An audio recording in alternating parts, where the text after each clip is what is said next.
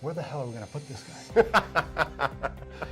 When you build a startup, it's all about the people. Having a really refined interview process. So you're looking for character. What does that mean? Seriously? And I go, yeah. And he goes, this is crazy. How do you prevent problems?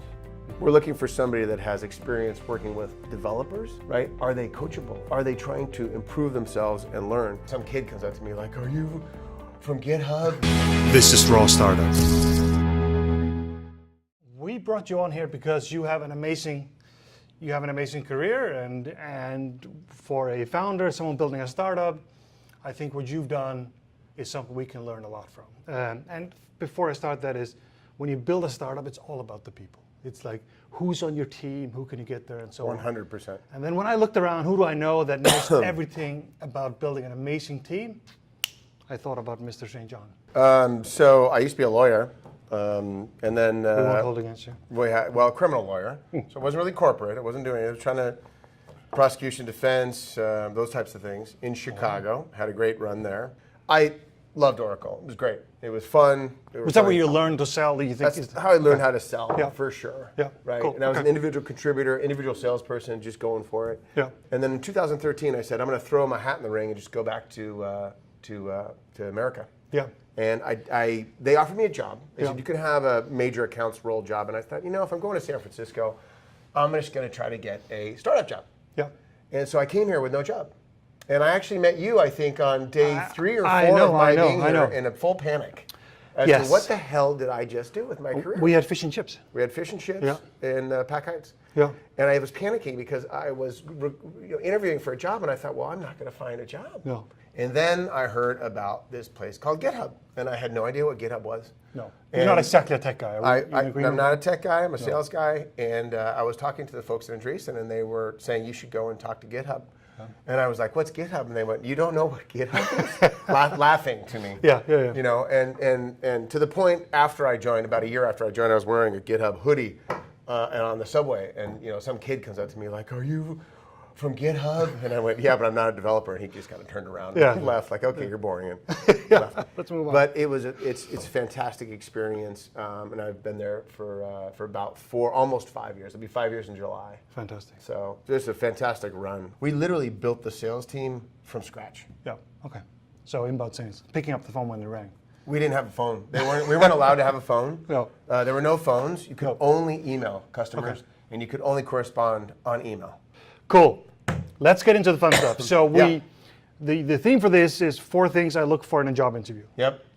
And We had to build a team, right? Exactly. So that's when you think about what you're really good at, obviously selling, but you wouldn't be anywhere without a team, right? Nope. So building the team is the key to the success you had in your 100%. career. Yeah. And the people that don't know it, Github was sold to Microsoft for $7.5 billion. Yep. Lesson number 1, action, right? You could pick any book off the shelf on strategy of how to set up a sales team or whatever. It doesn't matter. It's action. Yeah. Second, set up a methodology to your hiring process. Having a really refined interview process, recruitment process, is essential to building your team because you can get stuck. There's competition out there. Yeah. There's other offers out there. If you don't act quick enough, if you don't make the right offer, if you don't get the right person in, you're going to have trouble. Yeah. You split it down to 4 things you were looking for. 4 things I so look for. let's just start with the first one. Yeah. It's character. Yep. So you're looking for character. What does that mean? Character to me at the highest level is somebody that other people would follow, right? That is a strong character. This is a character I believe in. This is a character I trust. This is a character that I would go to the next job for. This is a character I'd run through a wall for. Yeah. So you want someone who's a character like, oh my gosh, you have a great characteristic about you. But that's like trust and leadership, those things, right? Yep. Yeah. It's hard to find. Yeah. So obviously it's easy to say, hey, we're looking for that. Right. And how do you find it? Like, Right. What kind of questions Exactly. do you ask? And, Exactly. So it's fun. It's actually, the interview process can be quite fun because there can be a model that you use, but that gets quite boring after a while. Yeah. So you got to stir it up a little bit. What are the bad characteristics? Not good ones. Like, what are the bad characteristics you like? I will ask somebody, what are some bad characteristics that you actually like? But most people would say, that's not for me. I also want someone who's honest, who's not afraid to sort of push back on me. Okay. So if someone were to say, well, I don't like any bad characteristics, then maybe they're not engaging in the conversation in the way that they should be, because you want to see if people can be creative as well. Yeah. I'll ask someone who your best friend is. Like, tell me about your best friend, and you'd be surprised how many people literally freeze at that moment. Go, just tell me about your best friend. It's my dog. And they go, no, they don't even know that.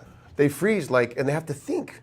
They have to think for a little bit, like, well, who is my best friend? And the ones that come out right away, my best friend is my wife, or my husband, or Robert.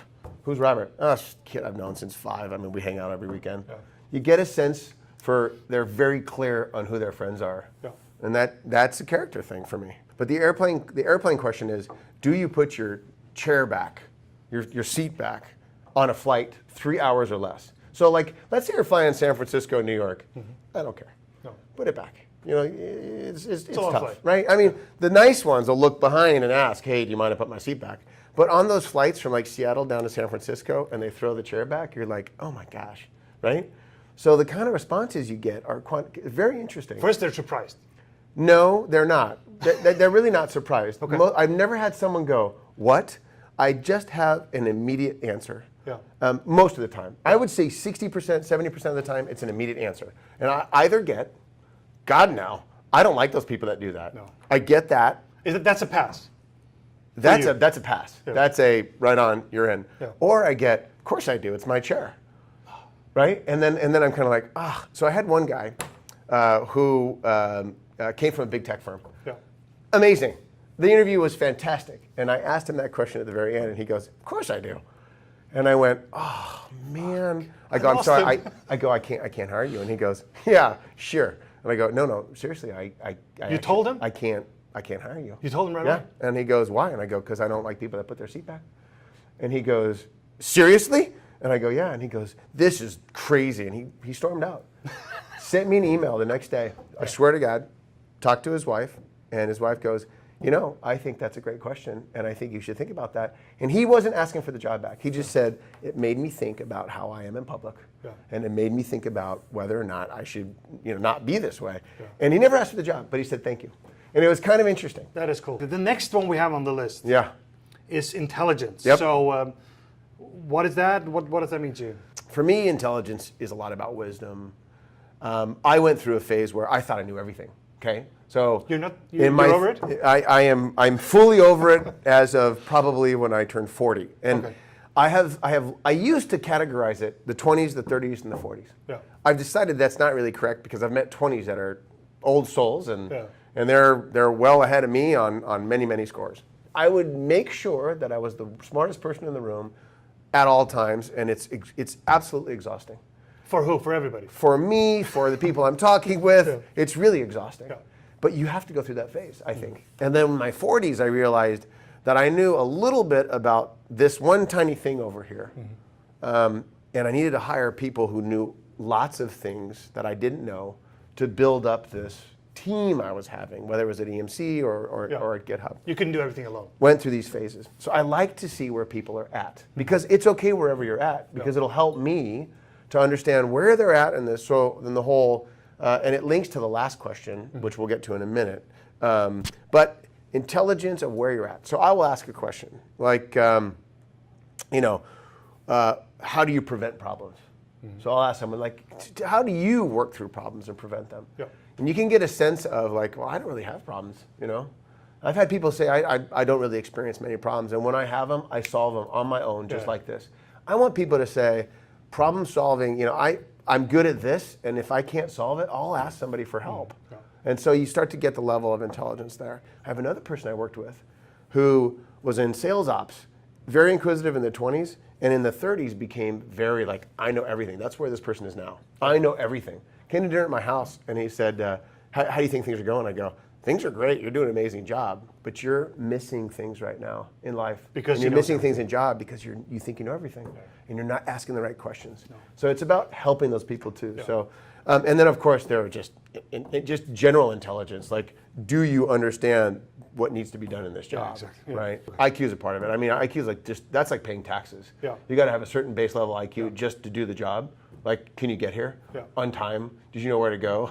Yes. And Basics, then, sure. basics. Then you can dig in from there. Yeah. So you can ask people like, what do you think a good deal is? Yeah. Like, and you can start to dig in. Like, smart, very intelligent salespeople will form long-term relationships, and they'll want to have a long-term reputation Yeah. in the field. So you got to like, tell me about a good deal you did, Yeah. and they'll go, oh my God, 10 years ago I was working with this person at AT&T, and this is the kind of deal we struck as a win-win for both parties. That person moved on to Comcast, et cetera, et cetera. Yeah. Like, smart people, they're long. I'm going to say this word, and it's taken in context. Short-term greedy is stupid. Yeah. Long-term greedy good. is great. And greedy's never good, but you understand my point. Yeah. Long-term win-wins for everybody is the right way to go. And you can figure that out if people are interested in surrounding themselves with people that can help them grow, surrounding themselves with customers that they can keep long-term, and doing those kind of deals for the company, for them, and their reputation, et cetera. Would you ever do a formalized test for the basics for the intelligence stuff? No. Why? It's funny. I just, you read about what used to happen at other big tech firms in the Valley, but there are always these tests, like how many golf balls fit in a Volkswagen, or, please put that box together, or something. And it never really got to the underlying character. Let's move. We got one in the middle there. Jump. We haven't, which is experience. Yeah. So obviously that sounds kind of easy. Like, can you get that from the resume, or what do you mean by experience, first of all? Basic experience. I mean, it would be awesome if you're looking for somebody that, at GitHub, we want somebody who understands how to sell SaaS, software as a service. Yeah. We're looking for somebody that has experience working with developers, engineering managers, CIOs, CTOs, procurement people, legal. So you can imagine you're looking at this ideal candidate. So it's experience with exactly what you're hiring. Yeah. If you're looking at a sales enablement person, I was interviewing somebody yesterday, 5 years of sales enablement at one of the best firms in the Valley, super experience. So it's that level. Okay. And if they have bits of it, that's okay too. It's the least important thing to me. You're saying it doesn't matter that much. We hired a lot of people at GitHub that had no experience, Exactly. but they fit the other category. Yeah. Part of intelligence and the idea that you're growing is how coachable you are. Yeah. Like, how teachable are you? Yeah. And so you dig into those things, and I'll ask, like, what are you learning now? What book are you reading now? What's the last? You can, if they're taking notes, like, it's pretty interesting if someone takes notes or don't take notes at all, right? Are they coachable? Are they trying to improve themselves and learn? Because of all the things you dig into, character and teachability, coachability are the most important things. Yeah. Because if you can get those characters in there who are coachable, I would spend a ton of time with people just teaching them what I knew, because that was easier to me than finding someone that I found out wasn't coachable, and you're like, oh my gosh, exactly. right? Because now you're getting nowhere. Bad character, and then you waste 6 months, and it's like, forget it. So they're fundamentals that you can't mess with. That's right. That's it. There's no way out of it. Like, if you can't coach them, you're 100%. done. 100%. Can people go from being not coachable to being coachable? Maybe from the 20s to the 30s, or no? I don't think so. No. I think you're either coachable or you're not. Even the ones that are in that phase where I know everything, you can dig in and say, oh, come on, really? Like, what? Well, then tell me about some classes you're taking right now. Yeah. Oh, I'm taking, Why would I know everything? Whatever. Well, yeah, exactly. If they say that, then you probably don't want to hire them. No, exactly. So, yeah. About 2 or 3 years ago, we started the process together of, hey, you're micromanaging these other managers. Yeah. Just let them fail. You said that to your managers. Yeah, let them fail. Yeah. Let them fail. Well, can we afford it? Yes, we can afford it. We might lose a deal, but you're going to get 10 deals on the other side if these people are going to able to be independent, because you can't be everywhere. So the long term is... You can't be everywhere. Yeah. You got to make them be there. Yeah. And we hire these people to be coachable. So I want somebody who thinks maybe, I'm really an expert at this. You're right, you are. Yeah. But I screw up. I am probably 85% correct and 15% incorrect. Yeah. My 85%, luckily to date, knock on this turns out to be a Formica, profit. It turns to be on the right has side. turned out to be on the right side. I've not made the 15% error that sinks the ship yet. But, and it's also because I believe in action. Like, just go and act. It's better. Yeah. You'll learn. But if you learn from your mistakes, then you're coachable. You learn and you get better and stronger. And so it's absolutely essential at all stages in life. I don't think there's any stage in life where you can't have that. Very interesting. The thing I would just remember, you're going to hire humans. You're going to want those humans to stay around. But just do it. Just go through the process and execute. So don't wait, create your list of questions that you're going to ask. Go through a timely process. Like make sure the interviewer is like, have a process to go through, because when you need to ramp up reps fast, it's terrible when you can't actually get the reps in the door fast enough and get them hired and get them coached, especially when you can grab market share. Yeah, and if you don't have a process, you can't compare them either. Exactly. It's just That's exactly right. So, great. It was really fun to be here. Thank you very much for coming on and spending the time. Perfect. Guys, thank you very much for watching. It'll be available online, so enjoy. Thank you very much.